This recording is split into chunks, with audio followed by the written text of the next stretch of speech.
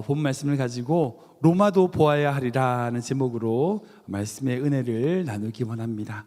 방금 읽었던 이 짧은 한 절, 이 본 말씀은 바울 사도가 에베소의 그 두란노 서원에서 2년 동안 제자들을 가르치고 그 가르침에 따라서 에베소에 많은 영향력을 끼친 후에 바울이 그의 제자들에게 자신의 비전에 대하여 나누는 말씀입니다.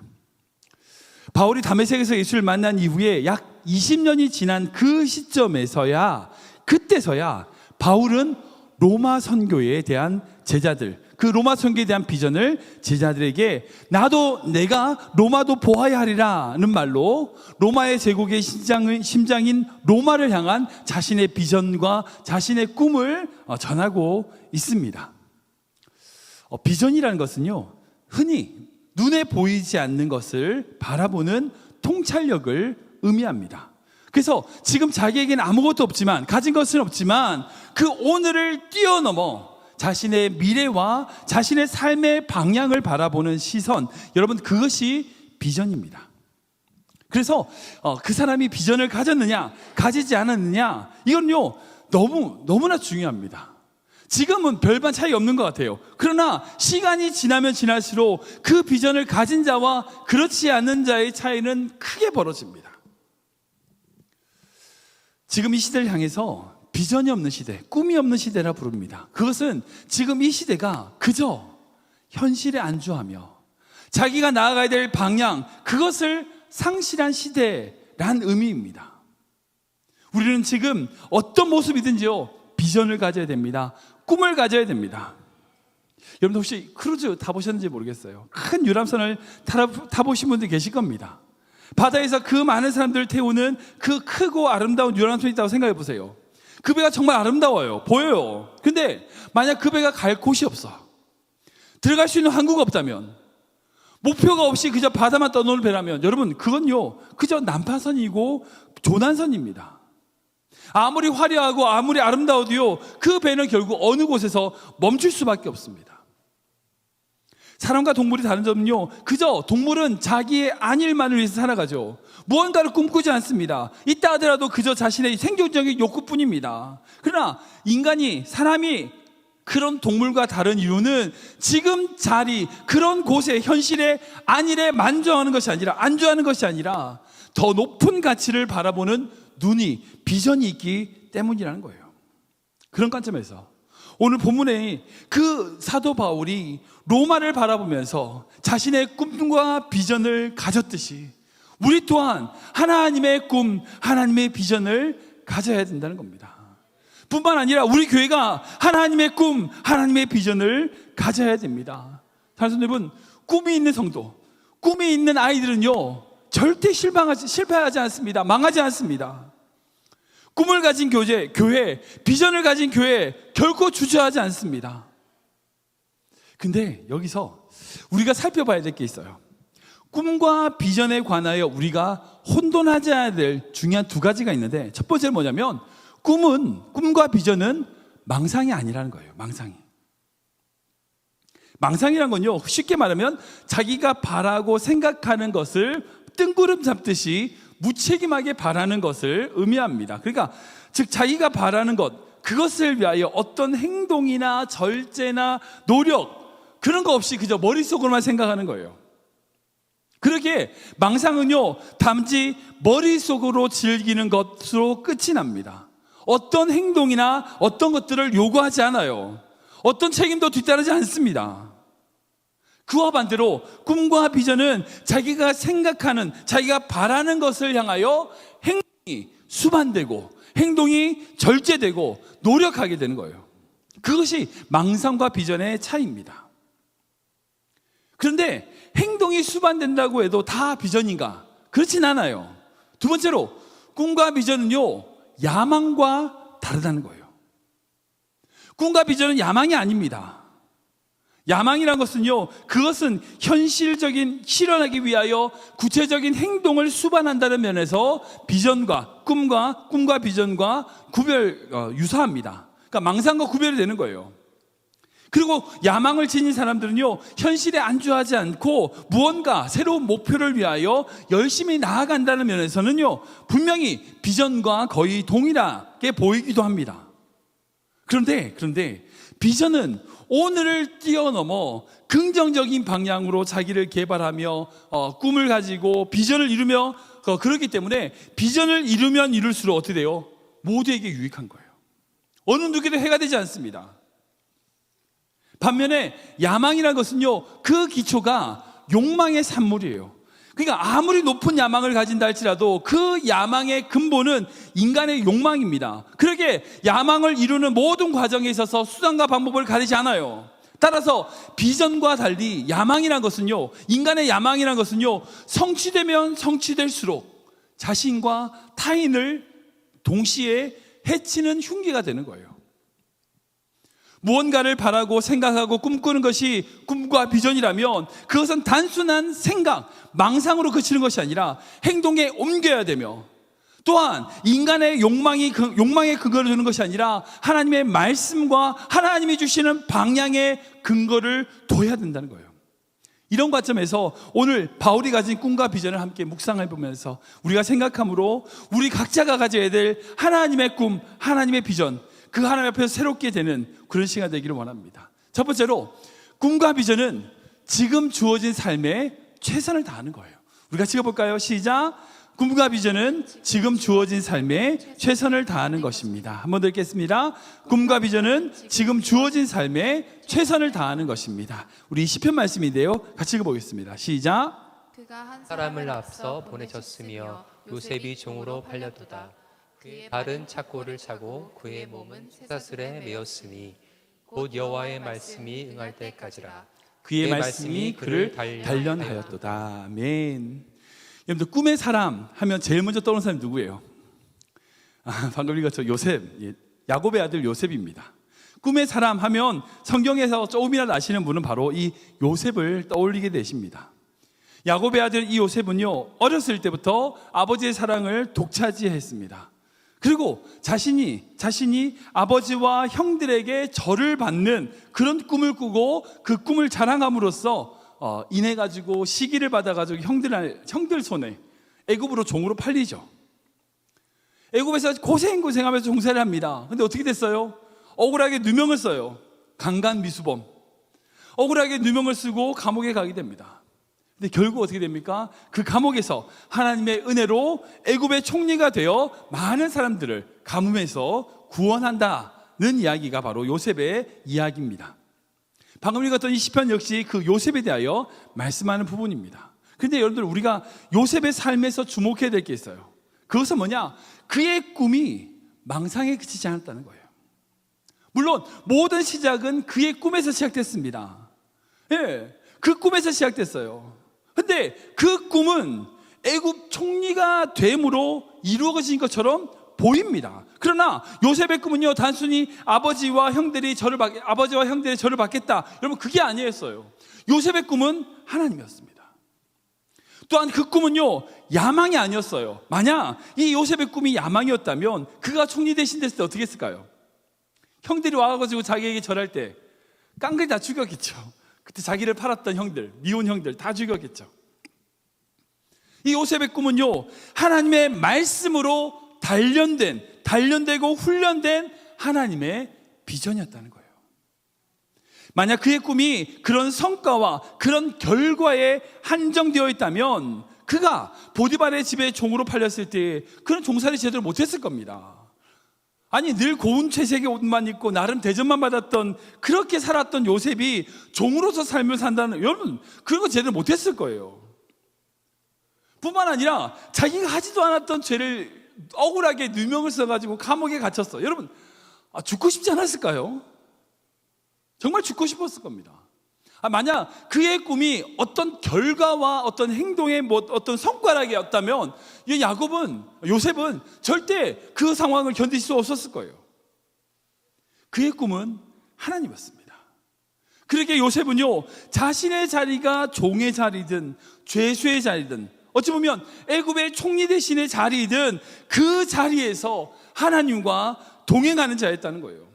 그래서 창세기 말씀을 보면 그가 종으로 있을 때나 죄수로 있을 때나 총리로 있을 때나 동일하게 요셉에 대하여 표현하시는 말씀이 있어요. 뭔지 아세요? 바로 하나님이 함께 하심으로 형통한 자가 됐다는 거예요. 말이 돼요? 종인데 형통하대. 억울하게 감옥에 갇혔는데 형통하대. 우리 말씀 읽어볼까요? 같이 읽겠습니다. 시작. 간수장은 그의 손에 맡긴 것을 무엇이든지 살펴보지 아니하였으니 이는 여호와께서 요셉과 함께 하심이라. 여호와께서 그를 범사에 형통하게 하셨더라. 아멘. 그의 신분이 어떠하든지 간에 요셉은요 하나님과 동행하는 자였어요. 자신의 자리에서 최선을 다함으로 형통의 축복을 누리는 자였다는 거예요. 사랑하는 여러분, 요셉은요 정말 어릴 때 꿈 한번 잘 꿔가지고 총리 되신 사람이 아닙니다. 절대 아니에요. 종으로, 죄수로 자신의 주어진 자리에서 인내함으로 하나님의 말씀에 훈련받고 자신의 인격과 바꾸어 나가는 그런 인물이었다는 거예요. 요셉이 보디발의 종에 있을 때에 뭘 배웠을까요? 어떤 걸 훈련했을까요? 처음에 애굽에 도착했으니까 처음에 언어를 배웠겠죠. 큰 집이었고 또한 부유한 집에 어떤 경제적인 것을 배웠으니까 나름 경제 운영 원칙을, 경제 운영 방식을 배웠을 겁니다. 뿐만 아니라 그가 감옥에 있을 때 뭘 배웠을까요? 어떤 걸 훈련받았을까요? 수많은 죄수들을 관리하면서 애굽의 정치 시스템을 배웠을 겁니다. 그러기에 요셉은요 당시 모든 경제 시스템과 정치 시스템을 관리하는 국무총리로 쓰임받기에 부족함 없이 훈련받은 자였다는 거예요. 이게 우리에게 너무나 중요한 우리의 중요한 가르침이 됩니다. 바울이 로마 선교라고 하는 그 비전을, 하나님의 비전을 받았습니다. 그리고 사도행전 마지막을 보면 결국 바울은요 그 하나님께 받은 그 비전을 이루는 것을 보게 됩니다. 그게 어떻게 됐을까요? 그 비전을 통하여 로마가 복음으로 완전히 새롭게 변화되는 것을 우리는 역사를 통해서 알 수 있습니다.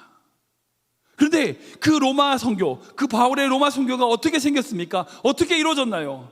그저 아무것도 안 하고 가만히 있을 때 너 로마로 가 이러셨나요? 아니요. 1차, 2차 선교여행 돌에 맞기도 하고 여러 가지 고난과 모함을 당하고 수많은 고초와 힘든 순간, 그 모든 순간을 통하여 훈련받음으로 복음으로 사로잡혀 나아갈 때에 하나님께서 그에게 주신 말씀이 바로 로마였어요. 에베소에서 2년 동안 정말 두란노 소원에서 수많은 제자들을 세우고 그 제자들로 하여금 그 일대 마게도냐와 그 소아시아 전체에 교회를 세워나갈 수 있도록 훈련을 시킨 이후에 자신은 그들을 그곳에 맡겨두고 새로운 개척지였던 로마로 나아가는 로마 선교의 비전을 가진 거예요. 바울은요 결코 자기 자리에서 안주하거나 머물러 있지 않았습니다. 생각해보세요. 그가 개척했던 마게도냐 지역과 소아시아 지역 다니기만 해도요 바울은 충분하게 살았을 거예요. 행복했을 겁니다. 그러나 그곳에 안주하지 않았어요. 어떤 비참한 환경, 어떤 고난이 있다 할지라도 자신에게 주신 하나님의 비전, 그 복음 증거를 위한 그 모든 것에 자신의 생명을 걸었어요. 그러기에 바울의 꿈과 바울의 비전, 하나님이 주신 그 꿈과 비전은요 자신의 욕망과 욕심을 추구하는 야망으로 흘러가는 것이 아니라 모든 사람을 살리는 생명의 복음, 하나님의 꿈, 하나님의 비전이 된 거예요. 지금 여러분 어떻습니까? 지금 여러분 자리는 어떻습니까? 내가 지금 이런 일을 하고 있을 사람이 아니야. 내가 지금 여기 있지만 나 이런 사람 아니야. 내가 앞으로 어떤 자리에 가면, 어디서 가면 뭐 하고, 아니요. 지금 여러분들이 하셔야 돼요. 지금 이 자리에서 감사하지 못하면요 여러분들이 다른 곳에 가도요 절대 감사 못해요. 지금 여기서 하나님께 예배하지 않으면요 다른 어떤 데 가서 절대 예배 못해요. 지금 이 자리에서 하나님을 향하여 하나님께 영광과 찬송을 올려드릴 수 있는 그런 꿈과 비전을 가진 자만이 그 사람을 통하여 하나님께서 또 다른 비전과 꿈을 이루어 나가시는 거예요. 저는 우리 모든 성도님들이 꿈과 비전을 가진 성도 되시길 축복합니다. 저는 우리 교회가 꿈과 비전을 가진 교회 되길 기도합니다. 그렇다면 먼저 하나님께서 세우신 이 자리에서 감사하며 찬양하며 예배하며 주님께 영광 돌리며 나가야 될 줄 믿습니다. 그렇게 나아갈 때에 그 주신 꿈과 비전을 통하여 우리를 어느 곳으로 옮기시든 하나님을 통하여 우리를 통하여 하나님의 역사를 이루어 나가실 줄 믿으시기 바랍니다. 두 번째로, 꿈과 비전은 하나님의 퍼즐을 삶으로 맞춰 나가는 것입니다. 우리 같이 해볼까요? 시작. 꿈과 비전은 하나님의 퍼즐을 삶으로 맞춰 나가는 것입니다. 한 번 더 읽겠습니다. 꿈과 비전은 하나님의 퍼즐을 삶으로 맞춰 나가는 것입니다. 우리 창세기 말씀인데요. 같이 읽겠습니다. 시작. 여호와께서 아브라함에게 이르시되 너는 너의 고향과 친척과 아버지의 집을 떠나 내가 내게 보여줄 땅으로 가라. 아멘. 이번 한 주 동안 제가 이 말씀을 가지고 설교를 준비하면서 계속 묵상하면서 말씀도 읽고 하다가 어떤 설교가 딱 떠올랐어요. 제가 은혜 받았던 너무 귀한 설교였습니다. 바로 이찬수 목사님의 퍼즐 하나 손에 들고라는 설교였어요. 제가 2016년도 이제 부목사 시절에 들었던 설교였는데 그 말씀이 딱 떠올랐어요. 이찬수 목사님이 이제 그 설교에서 방금 읽었던 이 창세기 12장 1절 말씀으로 하나님께서 아브라함에게 본토 친척 고향 아버지의 집을 떠나라 라고 말씀하셨는데 그 뒤에 어디로 가야 될지는 안 가르쳐 주신 거예요. 그러니까 이 문장이 두 개인데 이 떠나라고 하는 것은 현재형인데 가야 할 곳은 미래형인 거예요. 즉 하나님은요 아브라함에게 어디로 가야 될지 알려주시지도 않은 채 무조건 떠나라고 말씀하셨어요. 근데 어떻게 해요? 아브라함이 떠났어요. 그게 아브라함의 믿음이란 거죠. 여러분들 성도님들 퍼즐을 다 한 번씩 맞춰보신 적이 있으실 거예요. 작은 퍼즐은 한 10조각 되는 퍼즐은 딱 퍼즐 하나 봐도 어떤 그림이야 라고 딱 금방 맞추죠. 근데 큰 퍼즐 한 500개나 700개 되는 퍼즐을 보면 퍼즐 한 조각 딱 들으면요 이게 도대체 무슨 그림인지 큰 그림에서 도대체 이게 어느 것인지 절대 알 수가 없습니다. 이해할 수 없습니다. 이와 마찬가지로 우리가 믿음으로 나아간다는 것은요 그 모든 퍼즐의 그림을 다 보고 다 이해하고 이 퍼즐은 이거구나 내가 이렇게 하면 이렇게 되는구나 라고 이해해서 가는 게 아니라 그 퍼즐을 들고 나아가는 거예요.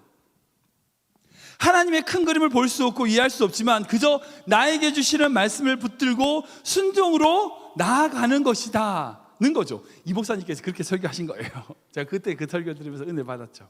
그러면서 이찬수 목사님께서 자신의 삶과 분당 우리 교회를 이제 예를 드시면서 자기는 이제 29살에 시카고에서 시민권자로 살다가 뜬금없이 하나님이 한국으로 가라. 뭔지 몰랐대요. 그냥 가라는 말씀 하나 붙들고 간 거예요. 교회를 개척하실 때도 오카나 목사님께서 내년에 개척해라. 그 말씀 하나 듣고 그냥 개척한 거예요. 어떤 큰 그림이나 뭔가 하나님의 계획 모르고 그냥 하나님이 주신 말씀 붙들고 간 거예요. 여러분 사도바울 인생도 마찬가지입니다. 사도바울 인생도 마찬가지예요.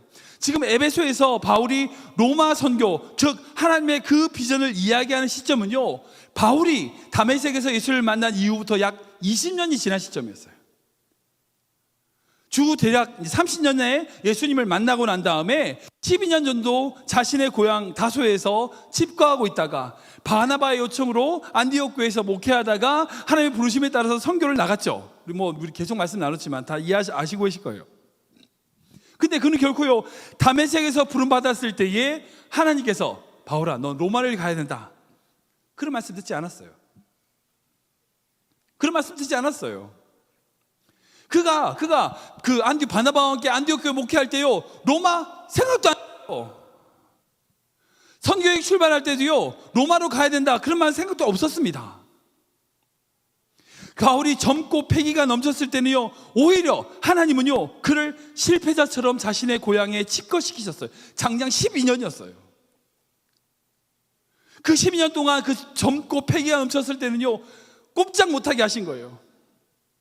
이후에 바나바와 함께 선교를 출발할 때 로마를 목표에 두고 움직인 게 아니에요. 그냥 간 거예요. 매일매일 어디로 가야 될지 하나님께 물어보면서 한 걸음 한 걸음 나아간 겁니다. 근데 그렇게 한 걸음 한 걸음 걸어서 하나님의 인도하심 따라 걸어왔더니 결국 하나님의 최종적인 목표가 내 삶을 향한 하나님의 최종적인 목표가 로마였다는 것을 이 에베소에서 20년이 지난 시점에서 깨닫게 되는 거예요. 사랑하는 여러분, 그리스도인의 인생이란 것은요 결국 하나님의 큰 퍼즐, 인간이 상상할 수 없는 거대한 퍼즐을 매일매일 맞춰가는 거예요. 성실하게 맞춰가는 겁니다. 하나님이 여러분에게 주신 퍼즐이 있습니다. 이 퍼즐이 도대체 어떻게 쓰일지 아무도 몰라요. 이 그림이 어떤 그림을 만들지 몰라요.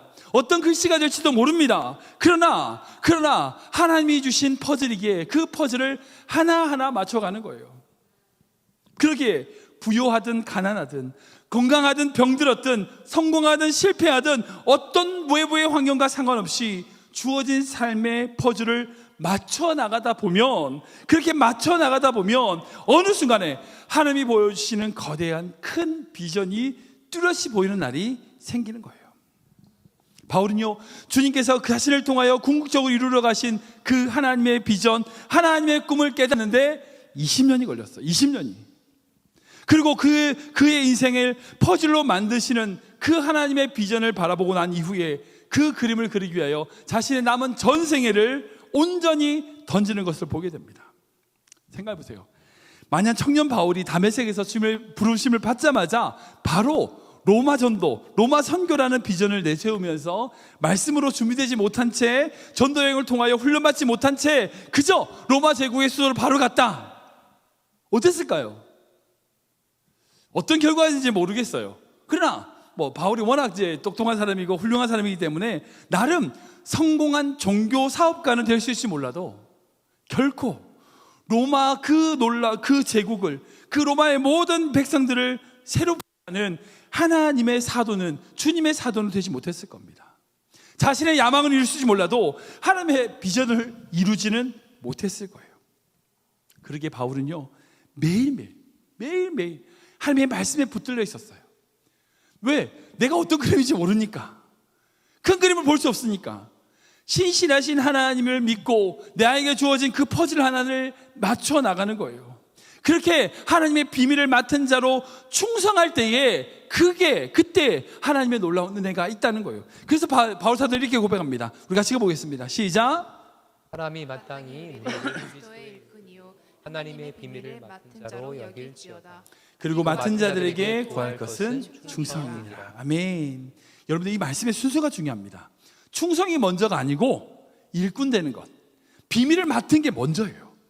그 비밀을 맡고 그 비밀을 맡은 다음에 그 맡은 자가 구해야 될 게 충성인 거예요. 바울이 그 비밀 없이, 말씀 없이 나름 충성했다가 어땠어요? 교회를 박해하는 자였어요. 네. 열심으로 충성했는데 그 결과가 뭐예요? 교회를 핍박하는 거예요. 스데반 집사를 죽이는 거였습니다. 그러게 자신의 노력보다 먼저 해야 될 것은 바른 방향, 즉 하나님의 퍼즐을 맞추는 거예요. 하나님의 뜻을 깨닫는 겁니다. 지금 여러분들 손에 어떤 퍼즐이 있으세요? 여러분들 인생에 주어진 하나님의 퍼즐은 뭡니까? 정말 내가 원하지 않는 퍼즐을 지금 손에 들고 계세요. 그러나 그것을 맞추셔야 돼요. 자신을 향한 그 하나님의 모든 그림을 다 보고 나서 그러면 내가 갈게요. 그거 아니라니까요. 그 큰 그림을 볼 수 없다 할지라도 지금 나에게 주신 그 작은 퍼즐을 하나씩 맞춰 나갈 때에, 그런 순종으로 나아갈 때에, 믿음으로 나아가는 것, 그때 바로 하나님의 비전을 이루는 삶이 될 수 있는 거예요.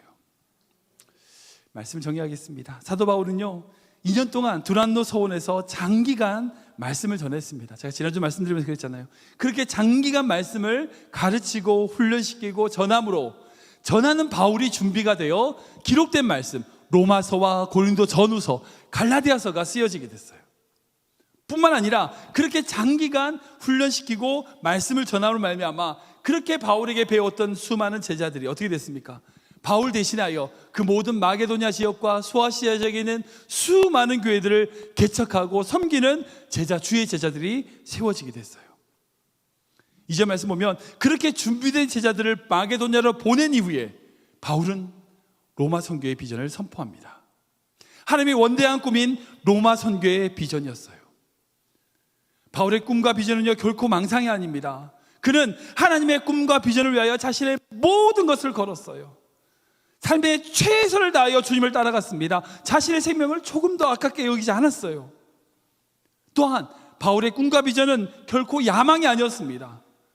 그가 누릴 자기의 욕망에 관심 없었어요.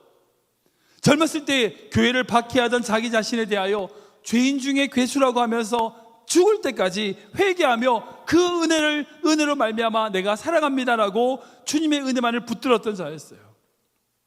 그리고 그 하나님의 은혜로 하나님의 뜻을 위하여 살아감으로 말미암아 그 바울의 꿈과 비전은요, 수많은 자들을 살리는, 복음이 이 땅 가운데 퍼지게 되는 하나님의 놀라운 하나님의 꿈과 비전으로 변화되었어요. 사랑하는 여러분, 바울의 꿈과 비전은 지금 이 시대까지 수많은 사람들에게 영향을 주고 주님께 나아가도록 만들고 있습니다. 지금 여러분이 가지고 있는 꿈과 비전은 무엇입니까? 어떤 것을 꿈꾸십니까? 어떤 비전을 가지고 계세요? 이것만 했으면 좋겠어. 하나님, 이걸 위해서 해주세요. 이거 해주세요. 여러분들 혹시 야망은 아닙니까? 그저 여러분들의 망상은 아닌가요? 정말 하나님의 꿈 맞습니까? 하나님의 비전 맞습니까? 목사님, 전 나이가 들어서 그런 거 없어요. 아니요, 절대 그럴 수 없습니다. 나이 상관없어요. 내가 이루지 못한다 할지라도 하나님의 마음을 가지고 기도할 수 있잖아요. 하나님의 꿈을 가진다는 것, 하나님의 비전을 가진다는 것은요, 그리스도인에게 마땅한 것입니다. 당연한 거예요. 비록 우리 삶이 어떤 어려움이 있다 할지라도, 문제가 있고 고통이 있고 어떤 환경이 있다 할지라도, 요셉처럼 주어진 환경이 종살이고 감옥살이고, 여러분, 그런 시간이요, 절대 헛된 시간 아닙니다. 왠지 아세요? 그 모든 시간이 다 주님이 붙드시는 시간이기 때문에요. 어떤 어려움 속에서도요, 주님의 꿈, 주님의 비전을 이름으로 주님을 위하여 살아가는 귀한 성도님 되시길 주님의 이름을 축원합니다. 지금 여러분의 모든 삶이, 우리의 모든 걸음이 주님께 있습니다. 믿으십니까? 그거 기억하세요. 우리의 모든 인생과 우리의 모든 삶이 주님께 있어요. 그러면 우리의 삶은요, 주님의 이야기가 되는 거예요. 주님의 이야기가 되는 겁니다. 우리의 한계를 넘어서 우리의 처음과 끝을 주관하시는 우리 주님께 모든 것을 맡길 때에, 모든 것을 올려드릴 때에 여러분들의 인생을 향한 하나님의 비전, 하나님의 꿈이 이루어진 줄 믿으시기 바랍니다. 특별히 우리 모든 청년들에게 축복합니다. 그저 지금의 환경에 안주하지 마세요. 주님의 꿈을 바라보십시오. 주님의 비전을 품으십시오. 지금 한계를 여러분들 스스로 정하지 마세요. 절대 그러지 마세요. 그 한계를 뛰어넘으시는 하나님의 거대한 퍼즐을 바라보십시오. 그걸 달라고 하세요. 그럴 때에 우리 인생을 향한 하나님의 놀라운 비전, 놀라운 꿈이 이루어진 줄 믿으시기 바랍니다.